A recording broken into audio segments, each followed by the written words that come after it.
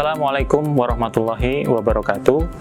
Bapak Ibu peserta pelatihan, perkenalkan nama saya Dedi Kurniawan.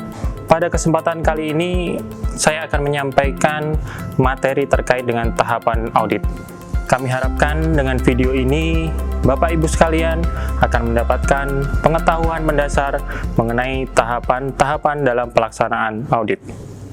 Bapak Ibu peserta diklat yang berbahagia, pokok bahasan yang akan kita pelajari terkait dengan tahapan audit ini, yang pertama kita akan membahas terkait dengan pra-audit, kemudian juga kita akan membahas terkait dengan pelaksanaan audit, atau kita sebut dengan pekerjaan lapangan audit, kemudian juga kita akan membahas terkait dengan kegiatan pasca audit, kemudian yang keempat kita akan membahas kegiatan pemantauan terkait dengan hasil audit, dan yang terakhir atau yang kelima kita membahas terkait dengan kewenangan dari tim audit.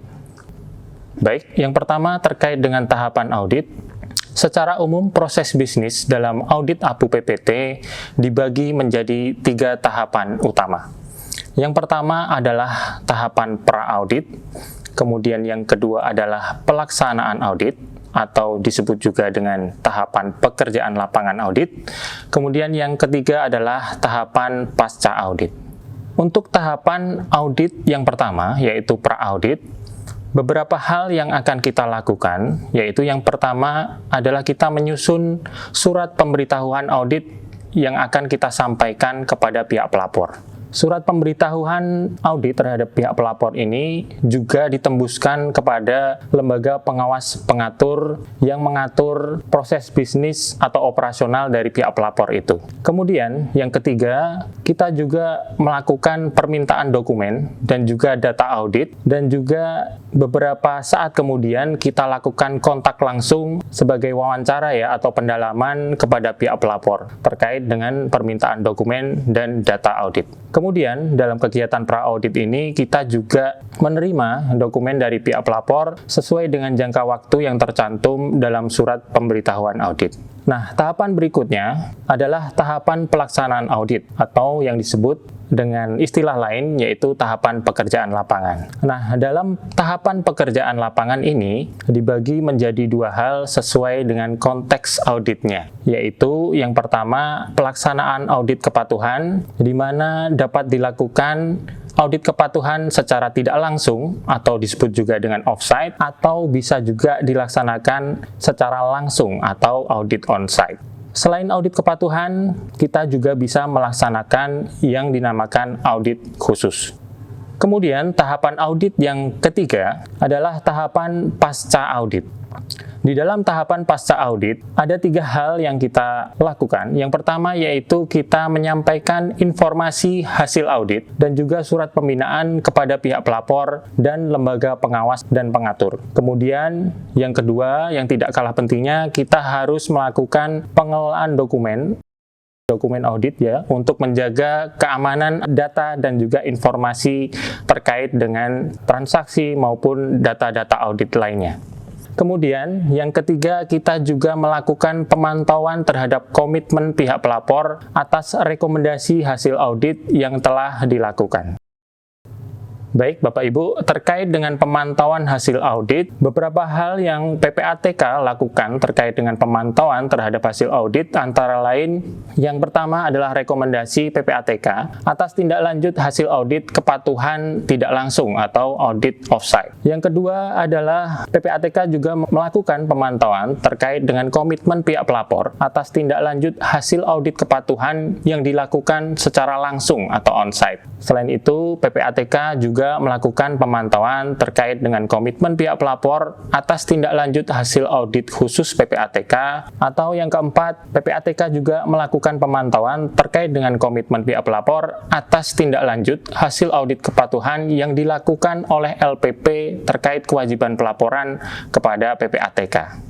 Untuk ruang lingkup terkait dengan pemantauan hasil audit, ada 6 hal ruang lingkupnya. Yang pertama yaitu pengawasan aktif direksi, pengurus, dewan komisaris, atau dewan pengawas. Kemudian yang kedua adalah terkait dengan kebijakan dan prosedur.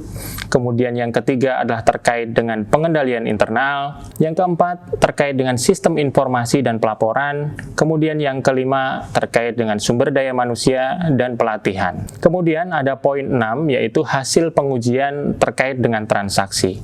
Tambahan informasi Bapak Ibu, untuk poin 1 sampai 5 inilah yang kita sebut dengan 5 pilar PMPJ atau prinsip mengenali pengguna jasa. Dan seperti kita ketahui bersama, ruang lingkup audit APU PPWT ada 2 hal, yaitu terkait PMPJ dan kewajiban pelaporan kepada PPATK.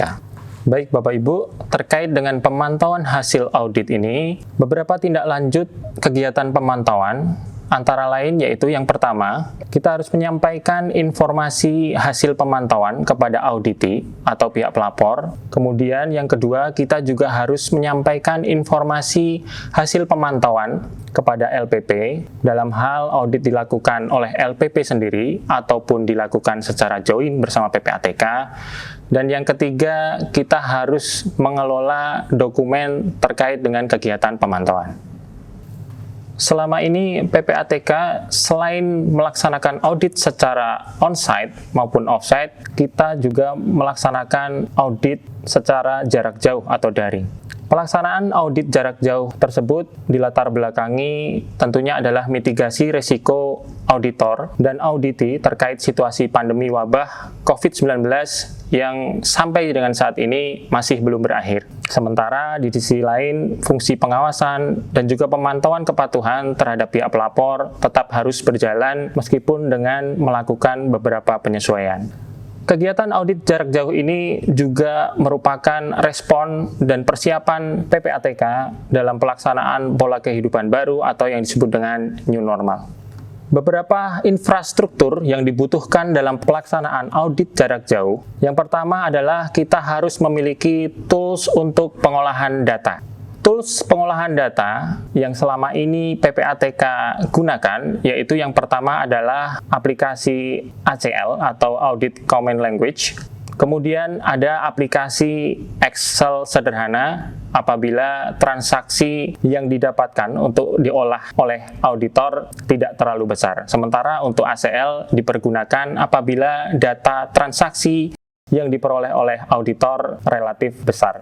Kemudian ada tools untuk korespondensi atau penerimaan dan penyimpanan data. Terkait dengan tools korespondensi, kita menggunakan Microsoft Outlook atau email yang kita gunakan untuk korespondensi terkait dengan permintaan data maupun wawancara awal. Kemudian ada Cloud Secure PPATK atau Drive PPATK yang kita sediakan dengan kapasitas tertentu yang kita pergunakan untuk menjaga data-data yang diberikan oleh auditor supaya lebih terjamin kerahasiaannya. Kemudian ada tools video conference. Selama ini PPATK menggunakan Microsoft Teams. Kemudian apabila auditi tidak memiliki Teams, bisa menggunakan media video conference yang lain, misalkan Zoom atau Google Meet dengan melakukan langkah-langkah keamanan. Terkait dengan audit jarak jauh, dalam prosesnya ada 3 tahapan utama. Yang pertama yaitu kita melakukan pra-audit, kemudian yang kedua adalah pelaksanaan audit atau disebut juga pekerjaan lapangan, kemudian yang ketiga adalah pasca audit. Nah, dalam kegiatan pra-audit, yang pertama adalah PPATK mengirimkan surat kepada LPP, di mana dalam surat ini berisi yaitu nama tim audit, kemudian berisikan juga lampiran terkait dengan permintaan data. Surat ini kemudian dikirimkan melalui pos hard copy-nya dan juga dikirimkan melalui email. Kemudian dalam tahap pra-audit ini, LPP kemudian mengirimkan surat pemberitahuan kepada pihak pelapor atau dalam hal ini auditi. Terkait dengan surat pemberitahuan kepada auditi ini juga dilakukan melalui email dan juga dikirimkan hard copy-nya melalui pos. Di tahap pra-audit selanjutnya adalah kegiatan penerimaan data, kemudian koreksi, pengolahan data secara offsite, dan juga penyampaian temuan sementara terkait dengan data-data yang sudah diterima dari auditi. Dalam kegiatan ini, auditi dan juga auditor dapat melakukan video conference terkait korespondensi maupun permintaan data. Kemudian, di tahap berikutnya, dalam tahapan audit atau pekerjaan lapangan, yang pertama kita lakukan yaitu kita melaksanakan entry meeting dan juga penerimaan hasil penelitian auditi. Di dalam entry meeting ini, Bapak Ibu, kita melakukan atau menyampaikan ruang lingkup dan juga tujuan audit dari tim audit. Dalam entry meeting ini kita juga melaksanakan atau menyampaikan anggota dari tim audit termasuk pembagian tugas dan operasional di lapangan. Kemudian dalam pelaksanaan entry meeting ini kita juga dapat melakukan secara offsite maupun dilaksanakan melalui video conference. Di tahap pelaksanaan audit berikutnya adalah tahap penggalian atau kegiatan untuk mendapatkan bukti, yaitu proses audit utama atau konfirmasi hasil penelitian. Untuk konfirmasi hasil penelitian ini kita juga dapat melaksanakan melalui offsite maupun video conference. Kemudian tahapan berikutnya adalah pra-exit meeting, di mana dalam pra-exit meeting ini kita menyampaikan temuan maupun rekomendasi-rekomendasi awal atas kegiatan audit yang sudah kita laksanakan. Nah, pra-exit meeting ini biasanya dilaksanakan 1 hari sebelum dilakukan exit meeting. Dalam pra-exit meeting ini juga dapat dilaksanakan dengan memanfaatkan video conference. Kemudian, tahapan audit berikutnya yaitu pelaksanaan exit meeting. Di dalam exit meeting ini intinya adalah antara auditor dan auditi mencapai kesepakatan terkait dengan temuan, rekomendasi, dan juga komitmen untuk pelaksanaan rekomendasi. Dan dalam tahap exit meeting ini, auditor dan auditi sama-sama memberikan tanda tangan persetujuan dalam berita acara exit meeting. Nah, kemudian tahap berikutnya, dikarenakan exit meeting ini tidak dapat dihadiri secara langsung, baik oleh auditi, auditor, maupun LPP, maka untuk penandatanganan berita acara hasil audit dilaksanakan secara sirkuler. Tahapan berikutnya dalam pasca audit adalah penyusunan laporan hasil audit yang nantinya akan disampaikan informasinya kepada pihak pelapor dan juga tembusannya kepada LPP. Baik Bapak Ibu, terkait dengan audit yang dilaksanakan secara jarak jauh ini, ada beberapa hal yang tidak dapat kita lakukan, namun demikian kita punya alternatif solusi untuk memecahkannya.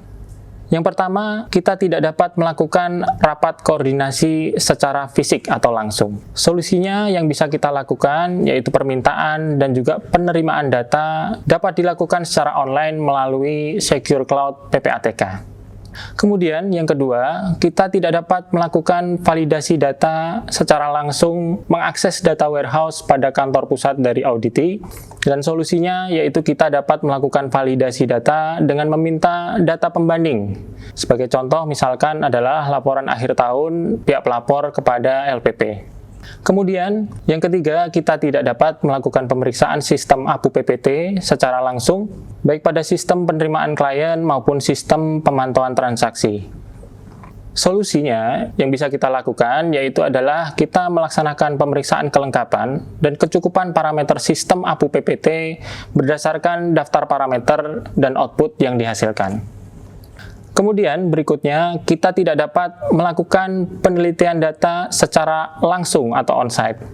Solusinya Bapak Ibu, kita dapat melakukan penelitian data menggunakan aplikasi ACL, dapat dilaksanakan di kantor ataupun di tempat lainnya untuk melaksanakan pengolahan data audit. Kemudian, yang kelima, kita tidak dapat melaksanakan entry meeting, wawancara, dan juga exit meeting secara langsung atau on-site, namun kita dapat melakukan entry meeting, wawancara, dan exit meeting melalui video conference, baik itu melalui MS Teams, Zoom, atau media yang lain.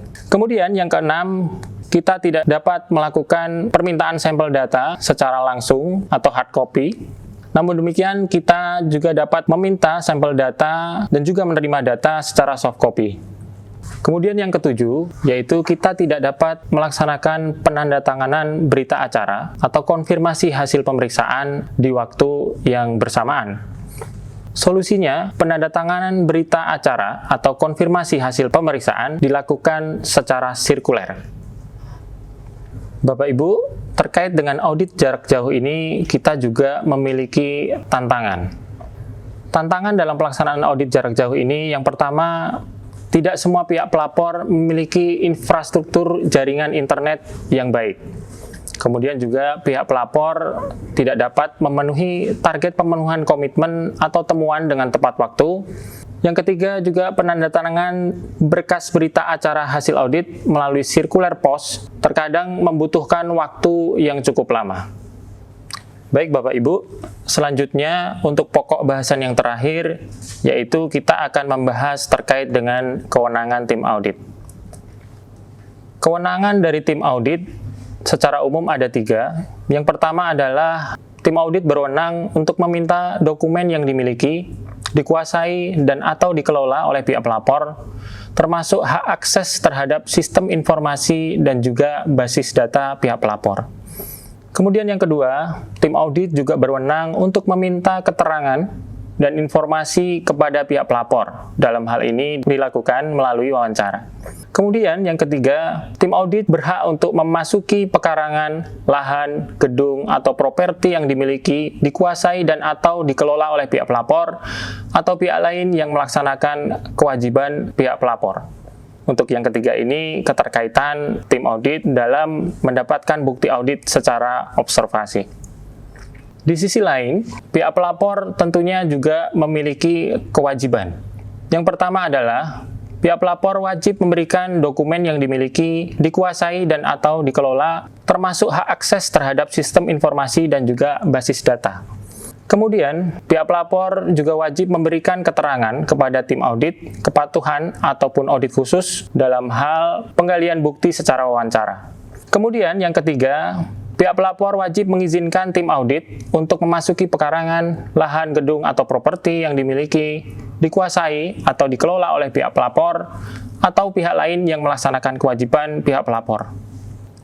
Selain itu, pihak pelapor juga memiliki kewajiban lain, yaitu yang pertama, pihak pelapor wajib merahasiakan laporan hasil audit kepatuhan, audit khusus, dan atau pemantauan. Kemudian pihak pelapor juga wajib melakukan langkah perbaikan dan atau penyempurnaan atas hal yang ditemukan dalam audit, serta melaporkan perbaikan dan atau penyempurnaan yang dilakukan kepada PPATK. Bapak Ibu peserta pelatihan, demikianlah telah kami sampaikan paparan terkait dengan tahapan audit. Semoga bermanfaat dan kami ucapkan terima kasih. Wassalamualaikum warahmatullahi wabarakatuh.